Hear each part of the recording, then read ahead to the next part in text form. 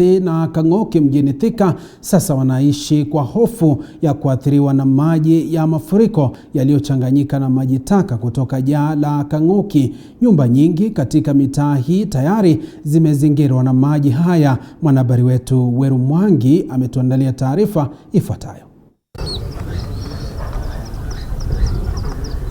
Ndivyo hali ilivyo katika mitaa ya Kisii na Kang'oki mjini Thika. Wenyeji hapa wakiishi kwa hofu baada ya nyumba zao kuzingirwa na maji ya mvua yaliyochanganyika na maji taka ya jaa la Kang'oki. Kama mnavyoona, tuna malilio makubwa hapa juu ya vile maji taka ambayo imekuwa imetusumbua kwa muda mrefu, ambayo imekuwa ikifurika hapa kila wakati kunapokuwa na mvua.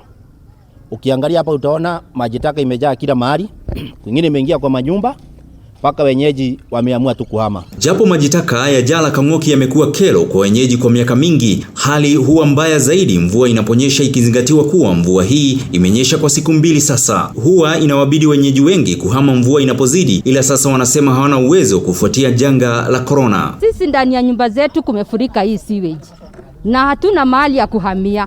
Hata kama ni kuhama, hatuna pesa tunaweza kutoa tuende tuhame. Maji haya huwa na madhara tele kwa wenyeji, yakiwemo maradhi ya viungo na ongezeko la mbu. Mimi mwenyewe imenipea arthritis at my age na nimetibiwa na hata sponi.